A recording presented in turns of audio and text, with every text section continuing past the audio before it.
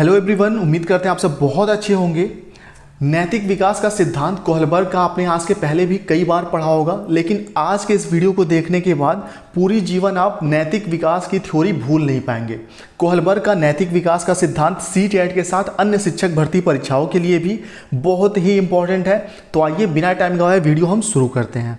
और देखिए, सबसे पहले यहाँ पे ये चीज़ जानना जरूरी है कि नैतिक विकास क्या होता है। बहुत ही आसान अच्छे एग्जाम्पल के साथ मैं आपको समझाने की कोशिश करूँगा। देखिए, कोहलबर्ग ने नैतिक विकास का सिद्धांत दिया। नैतिक विकास का सिद्धांत कई और मनोवैज्ञानिकों ने भी दिया, लेकिन कोहलबर्ग का सबसे फेमस नैतिक विकास का सिद्धांत है, जैसे जीन पियाजे का संज्ञानात्मक विकास का सिद्धांत है। तो सबसे पहले नैतिक विकास क्या होता है। यहाँ पे 3 फ्रेंड हैं, ठीक है, जो कि स्कूल से छुट्टी के बाद घर जा रहे हैं। ठीक, तीनों आपस में किसी एक टॉपिक पे बात कर रहे होते हैं। ठीक, पास में ही इनके घर के रास्ते पर ही आगे क्या है, एक आम का पेड़ है या आम का बागीचा है। तो तीनों फ्रेंड बात कर रहे हैं आपस में कि आम खाने के बारे में, कि आम को तोड़ के खाया जाएगा या कैसे, या चुरा के, या जो भी कुछ। तो यहाँ पे जो ए है, पहला फ्रेंड मान लेते हैं ए है, दूसरा बी है, तीसरा सी है। तो बी और सी आपस में क्या बात कर रहे हैं। तो बी यहाँ पे कह रहा है कि आम हम चोरी करके खाएंगे। ठीक है, थोड़ा बदमाश बच्चा है। सी कह रहा है कि नहीं, हम आम चोरी करके नहीं खाएंगे, हम आम वहाँ बागीचे के मालिक से या पेड़ के मालिक से आम को मांग के खाएंगे। दोनों की बात, बी और सी दोनों की बात को ए सुन रहा है चुपचाप। ठीक है, और दोनों की बात सुनने के बाद यह जो ए है इस निष्कर्ष पे पहुंचता है कि हम आम चोरी करके नहीं खाएंगे, चोरी करके खाएंगे तो पकड़े जाएंगे और मार खाएंगे। ठीक है, इसलिए हम आम बागीचे के मालिक से मांग के खाएंगे। तो आप समझ चुके होंगे कि बी और सी जो यहाँ पे 2 बच्चे थे, इन दोनों की बात सुनने के बाद यह पहला बच्चा जिस निष्कर्ष पे पहुंचा वही उसका नैतिक व्यवहार कहलाएगा। ठीक है, तो समझ चुके होंगे नैतिक व्यवहार क्या होता है। सही और गलत में, ठीक है, सही और गलत में अंतर करके जब हम अपने अनुरूप कोई व्यवहार करते हैं तो वही नैतिक व्यवहार कहलाता है। चलिए, अब कॉन्सेप्ट जो आगे समझने वाले हैं उसमें आसानी होगी।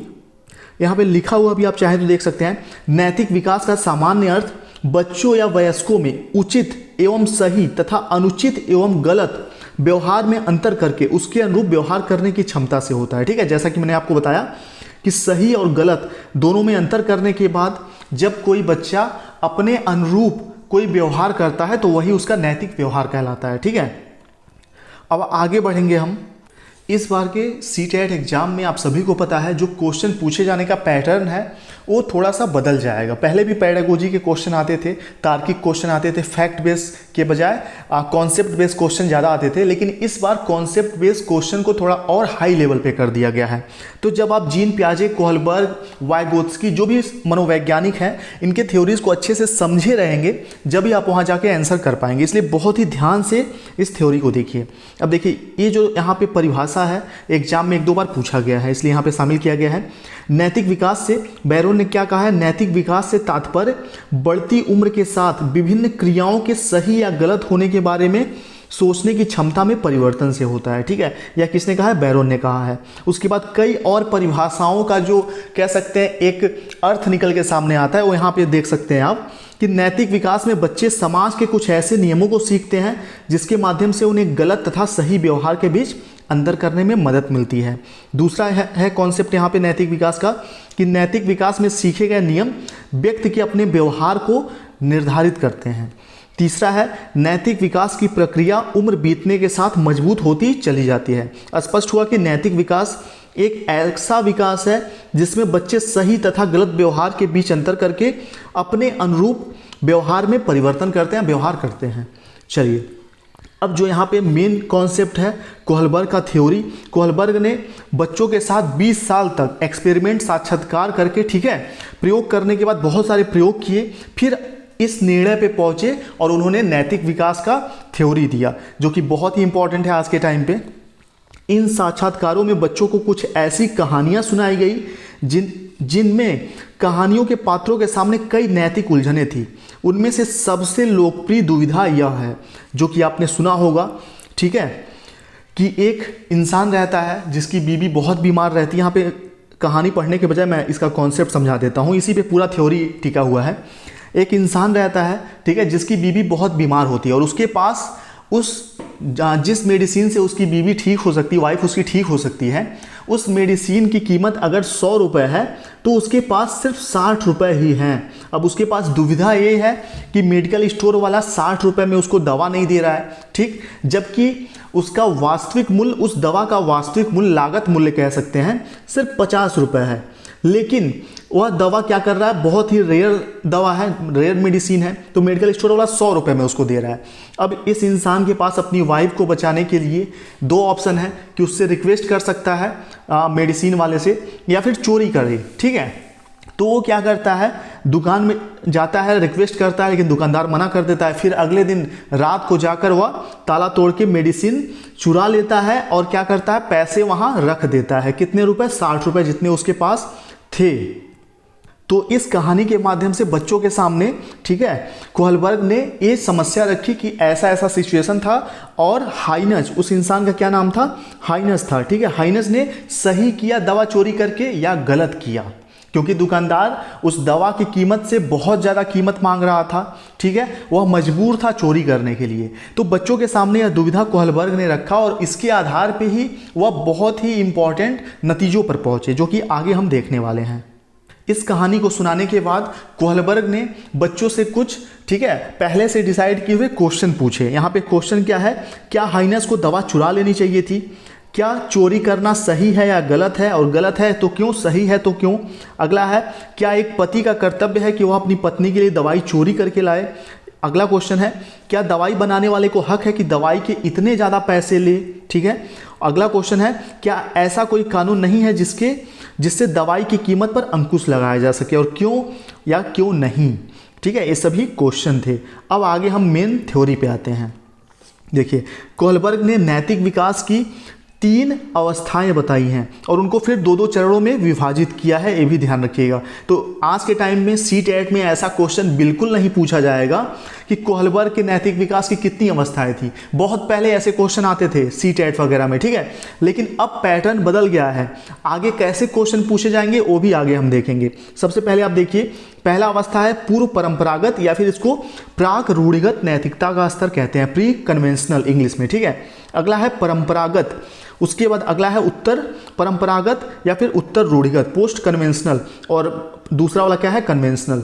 इसका जो एज है ये भी आपसे नहीं पूछा जाएगा, लेकिन आपको एज याद रखना जरूरी इसलिए है क्योंकि किसी क्वेश्चन, जब इस बार CTET में क्वेश्चन आएगा तो कैसे आएगा कि एक 10 से 13 साल का बच्चा, ठीक है, कैसे क्वेश्चन आएगा कि एक 10 से 13 साल का बच्चा है, ऐसा ऐसा ऐसा सिचुएशन है, फिर आपको आंसर देना होगा उस क्वेश्चन का। तो आपको याद रहेगा कि 10 से 13 साल का बच्चा कोहलबर्ग के नैतिक विकास के दूसरे अवस्था में आता है, तभी तो आप आंसर कर पाएंगे। तो इसलिए आप याद रखिएगा कि 4 से 10 साल तक का जो बच्चा है वह कोहलबर्ग के पूर्व परंपरागत स्तर या प्री कन्वेंशनल लेवल में आता है, और परंपरागत कन्वेंशनल लेवल में कौन सा आता है, 10 से 13 साल तक का बच्चा, और 13 साल से जो बड़ा बच्चा है वह उत्तर परंपरागत पोस्ट कन्वेंशनल लेवल में आता है, ठीक है।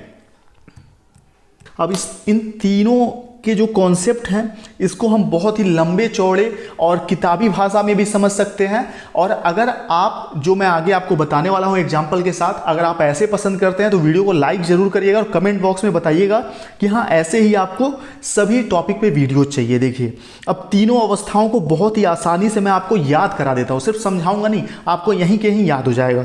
अब देखिए, आप पूर्व परंपरागत स्तर जो है, ठीक है, पूर्व परंपरागत स्तर या प्री कन्वेंशनल। अब क्या है, एक बच्चा है जिसकी उम्र है 4 से 10 साल, ठीक है। उसके घर पे क्या होता है, अभी इस स्तर में होता क्या है, बच्चों का विकास किस स्तर तक पहुंचा होता है, या इस अवस्था में होते हैं जो पहले अवस्था में कोहलबर्ग के अनुसार बच्चे, तो वह कौन कौन सा हरकत करते हैं, कैसे नैतिकता का व्यवहार करते हैं, ये आप समझिए। इसी से क्वेश्चन बनता है। एक बच्चा है जिसकी उम्र है 4 से 10 साल, ठीक है, तो पहले अवस्था में है। इसके घर पे इसके मामा जी आते हैं, ठीक है, इसके घर पे कौन आता है, इसके मामा आते हैं, और क्या है, यहाँ पे बगल में इसकी मम्मी भी बैठी हुई हैं, इस बच्चे की मामा आते हैं। तो ये बच्चा क्या करता है, मामा का पैर छू के नमस्कार करता है, ठीक है। क्यों करता है, क्योंकि उसकी मम्मी ने उसको पहले बताया है कि मामा या कोई भी बड़े आएंगे तो तुमको पैर छू के नमस्कार करना है, यानी कि मम्मी के डर से या मम्मी के आदेश से यह बच्चा मामा का पैर छू के प्रणाम करेगा, ठीक है। या फिर दूसरा रीजन ये भी हो सकता है कि मामा बहुत अच्छे गिफ्ट लाते हैं, जाते समय पैसे देकर जाते हैं। तो इस लालच में यानी कि दंड और पुरस्कार से प्रभावित होकर जब कोई बच्चा, ध्यान दीजिएगा, दंड और पुरस्कार, ध्यान दीजिएगा इस चीज को, दंड या फिर पुरस्कार से प्रभावित होकर जब बच्चा कोई नैतिक व्यवहार करेगा, चाहे तो इस चीज को आप नोट कर सकते हैं कि दंड और पुरस्कार से प्रभावित होकर जब बच्चा कोई नैतिक व्यवहार करता है तो वह कोहलबर्ग के नैतिक विकास के पहले अवस्था में होगा, पूर्व परंपरागत स्तर में या प्राक रूढ़िगत स्तर या प्री कन्वेंशनल लेवल में। समझ में आ गया होगा आपको कि एक बच्चा है जो कि मम्मी के डर से यानी कि दंड से या फिर मामा उसके लिए कुछ गिफ्ट, चॉकलेट, टॉफी या फिर जाते समय पैसा देके जाएंगे, इस वजह से दंड पुरस्कार से प्रभावित। तो क्वेश्चन में दंड और पुरस्कार की बात की जाएगी जब कोहलबर्ग के नैतिक विकास के पहले अवस्था से क्वेश्चन पूछा जाएगा तो दंड या फिर पुरस्कार, ठीक है, प्राइस, इसकी बात होगी, ध्यान रखिएगा। चलिए, एक पहला आप समझ चुके हैं, आगे और भी आपको मैं किताबी लैंग्वेज में भी बताने वाला हूं, लेकिन यह सबसे आसान तरीका है जो मैं बता रहा हूं। अगला है परंपरागत या रूढ़िगत नैतिकता का स्तर। अब यहाँ पे एक चीज देखिए, पूर्व परंपरागत यानी कि परंपराओं को मानने से पहले का जो स्टेज है उसको हम कहते हैं प्री कन्वेंशनल लेवल या पूर्व परंपरागत या प्राक रूढ़िगत। जब बच्चा परंपराओं को नहीं मानता है और मानता भी है तो सिर्फ डर बस, दंड बस या पुरस्कार बस, तो पूर्व परंपरागत हो गया। दूसरा अवस्था क्या है? परंपरागत नैतिकता का स्तर, ठीक है। परंपरागत यानी कि इस अवस्था में बच्चा परंपराओं के अनुसार कार्य करता है, ठीक है, परंपराओं को मानता है। कन्वेंशनल लेवल 10 से 13 साल तक का बच्चा है। अब वही बच्चा जो छोटा था 4 से 10 साल का था, अब 10 से 13 साल तक का हो गया है, ठीक है, बड़ा हो गया है थोड़ा सा। फिर उसके मामा या मौसा कोई भी आते हैं, ठीक है, उसके मौसा जी आते हैं। अब यह लड़का अपनी मम्मी के डर से उनको प्रणाम नहीं करेगा, ना ही मामा या मौसा उसके लिए टॉफी लेकर आए हैं, पुरस्कार लेकर आए हैं, कुछ अच्छी चीजें लेकर आए हैं, इसके वजह से प्रणाम करेगा। यह बच्चा परंपराओं को मानता है या अच्छा लड़का या अच्छा लड़की बनने के चक्कर में, ठीक है, जैसे कह सकते हैं कि वाहवाही के चक्कर में कि हाँ लोग तारीफ करेंगे कि बहुत अच्छा लड़का है, बहुत अच्छी लड़की है, जो भी है, तो इस वजह से मामा का मौसा का पैर छुएगा, प्रणाम करेगा, ठीक है। तो आप समझ चुके होंगे, जब बच्चा परंपराओं को मानते हुए, ठीक है, जो परंपराएं चली आ रही हैं उसको मानते हुए अच्छा लड़का, यहाँ पे नोट करिएगा ये चीज, इसी से क्वेश्चन बनता है, अच्छा लड़का या फिर अच्छी लड़की, ठीक है, अच्छा लड़का या अच्छी लड़की बनने के लिए या दिखाने के लिए परंपराओं को कोई व्यवहार करता है तो वह परंपरागत नैतिकता के स्तर में है, यानी कि 10 से 13 साल तक का बच्चा है वह, ठीक है, रूढ़िगत नैतिकता का स्तर। चलिए अगला देखते हैं। अब जो आखिरी कोहलबर्ग के नैतिक विकास का जो आखिरी अवस्था है, उत्तर रूढ़िगत या उत्तर परंपरागत या पोस्ट कन्वेंशनल, यानी कि परंपराओं से भी बच्चा आगे निकल चुका है, परंपराओं को मानने के मतलब वह आगे निकल चुका है, ठीक है। अब यहाँ पे फिर वही बच्चा है, थोड़ा सा और बड़ा हो चुका है वह बच्चा, ठीक है, 13 साल से ऊपर हो चुका है। फिर उसके घर पे कोई उसके फूफा जी या कोई रिलेटिव आता है और अब यह बच्चा ना ही दंड या पुरस्कार से प्रभावित होगा, ना ही परंपराओं को मानेगा, अच्छा लड़का अच्छा लड़की बनने के चक्कर में कोई काम करेगा। अब यह बच्चा अपने नैतिकता के अनुसार, यानी कि उसके दिमाग में अगर यह कॉन्सेप्ट बन चुका है कि मौसा जी बहुत अच्छे इंसान हैं, बहुत ही मतलब कुल मिला के उसके दिमाग में इमेज है कि मौसा जी बहुत अच्छे हैं, तो वह पैर छू के प्रणाम करेगा, ठीक है, भले ही चॉकलेट दे या ना दे, मम्मी डराएं धमकाएं या ना डराएं धमकाएं, लेकिन वह पैर छू के प्रणाम करेगा। लेकिन अगर इस बच्चे के, जो कि 13 साल से बड़ा हो चुका है, इस बच्चे के दिमाग में है कि मौसा जी बुरे इंसान हैं, अच्छे इंसान नहीं हैं, ठीक है, तो वह किसी के दंड से भी प्रभावित नहीं होगा। मौसा जी उसको जाते समय 500-1000 रुपए दे के जाएंगे तो भी प्रभावित नहीं होगा, ठीक है, मम्मी ने कहा है इसलिए प्रभावित नहीं होगा। मौसा जी घर जाके बुराई करेंगे कि अरे वो लड़का पैर नहीं छूता है, प्रणाम नहीं करता है, इन किसी चीज से प्रभावित नहीं होगा। वह अपने अनुसार, अपने नैतिकता के अनुसार, खुद से सोच के जो वह कॉन्सेप्ट बना लेगा उसी के अनुसार व्यवहार करेगा, तो वह उत्तर रूढ़िगत नैतिकता के स्तर का बच्चा होगा, यानी कि 13 साल से बड़ा बच्चा होगा, ठीक है। तो चलिए एक बार फिर से देख लीजिए, पूर्व परंपरागत स्तर में क्या होता है, दंड या पुरस्कार, नोट कर सकते हैं इसका साइन या कह सकते हैं टैग वर्ड, दंड या फिर पुरस्कार, इससे प्रभावित होकर बच्चा कोई काम करेगा पहले अवस्था में। दूसरे अवस्था में अच्छा, ठीक है, अच्छा लड़का या फिर अच्छी लड़की बनने के चक्कर में कोई काम करेगा। और तीसरे अवस्था में बच्चा बड़ा हो चुका है, खुद से उसको जो अच्छा लगेगा उसको परंपरा मानना होगा, उसको अच्छा लगेगा तो मानेगा, नहीं मानना होगा तो नहीं मानेगा, यानी कि स्व विवेक से जब काम करेगा तो तीसरे अवस्था में बच्चा पहुंच चुका है। ठीक है, अब इसको किताबी भाषा में लिखे हुए जो लैंग्वेज है उसमें आप देख लीजिए एक बार। पूर्व परंपरागत स्तर, यह नैतिक चिंतन का सबसे निचला चरण है। ठीक है, नैतिक चिंतन का सबसे निचला चरण है। इस चरण में क्या सही है क्या गलत है पर बाहर से मिलने वाली सजा या उपहार का प्रभाव पड़ता है, न कि और सही और गलत से। ठीक है, सही पहले अवस्था में बच्चा है तो सही गलत से फर्क नहीं पड़ेगा, बाहर से जो उसको आज्ञा मिला है या फिर उपहार मिला है, ठीक है, उससे प्रभावित होगा बच्चा। तो इसमें जैसा कि मैंने बताया प्रत्येक अवस्था को कोहलबर्ग ने दो भागों में डिवाइड किया है। तो यहाँ दो भागों में जो डिवाइड किया हुआ है वो भी चीज़ आप एक बार देख लीजिए। पहला है आज्ञा और दंड की अवस्था, ठीक है, और दूसरा क्या है, व्यक्ति केंद्रित एक दूसरे का हित साधने पर आधारित नैतिक चिंतन। यानी कि कह सकते हैं, क्वेश्चन आ सकता है किस अवस्था में बच्चा स्वार्थी होता है, मतलबी होता है, स्वार्थी। तो नैतिक विकास के पहले अवस्था में पूर्व परंपरागत में, और पूर्व परंपरागत के स्तर जो दो भाग डिवाइड किए गए हैं तो दूसरे वाले में, ठीक है, इसमें बच्चा स्वार्थी होता है। चलिए, बहुत लंबा चौड़ा लिखा हुआ समझेंगे, कंफ्यूज हो जाएंगे, बस ऊपर ऊपर का जो मेन कॉन्सेप्ट है यही समझ लीजिए, यही सबसे ज़्यादा जरूरी है। अगला है परंपरागत नैतिकता का स्तर या रूढ़िगत नैतिकता का स्तर। ठीक है, यह कोहलबर्ग के नैतिक विकास के सिद्धांतों की दूसरी अवस्था है। इस अवस्था में लोग एक पर्व आधारित सोच से चीज़ों को देखते हैं। जैसा देखा गया है कि अक्सर बच्चों का व्यवहार उनके माँ बाप के या किसी बड़े व्यक्ति द्वारा बनाए गए नियमों पर आधारित होता है। आपने देखा होगा जो 10 से 13 साल तक के बच्चे होते हैं, जो मम्मी पापा उनको बोल देते हैं, कह सकते हैं आज्ञाकारी होते हैं, बात को सुनते हैं। ठीक है, इस अवस्था में बच्चे और किस चीज़ से प्रभावित होते हैं, अच्छे आपसी संबंधों व व्यवहारों पर आधारित नैतिक चिंतन होता है। ठीक है, अच्छा लड़का या अच्छा लड़की बनने के चक्कर में कोई काम करते हैं। और इसका जो दूसरा भाग है, सामाजिक आदेश, कानून, न्याय और कर्तव्य पर आधारित होता है। ठीक है, इनका व्यवहार ध्यान रखिएगा। एक किताबी लैंग्वेज अगर आपको अच्छा लगता है तो कमेंट बॉक्स में बताइएगा। अगर जिस तरीके से मैंने आपको शुरू में एग्जाम्पल के थ्रू बताया वो अच्छा लगे तो भी कमेंट बॉक्स में बताइए, ताकि नेक्स्ट वीडियो आपको उसी अनुसार मिल सके। अगला है उत्तर रूढ़िगत या उत्तर परंपरागत, पोस्ट कन्वेंशनल लेवल। ठीक है, परंपराओं को मानने से आगे निकल चुका है बच्चा, ध्यान रखिएगा। यह कोहलबर्ग के नैतिक विकास के सिद्धांतों की तीसरी अवस्था है। इस स्थिति में वैकल्पिक रास्ते खोजे जाते हैं और फिर अपना एक व्यक्तिगत नैतिक व्यवहार का रास्ता ढूंढ लिया जाता है।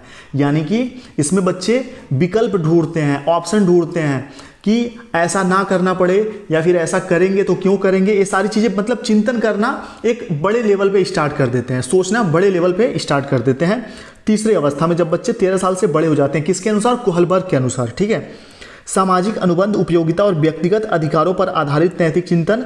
और इसका दूसरा भाग है सार्वभौमिक नीति सम्मत सिद्धांतों पर आधारित नैतिक चिंतन।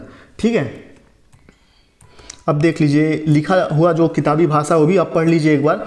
यह कोहलबर्ग के सिद्धांत की 5वीं अवस्था है तो तीसरी अवस्था, लेकिन प्रत्येक को दो भागों में इन्होंने, इनका जो 3 अवस्था है, ठीक है, पहला, दूसरा, तीसरा, इसको इन्होंने दो भागों में डिवाइड किया हुआ है, ये चीज़ ध्यान रखिएगा।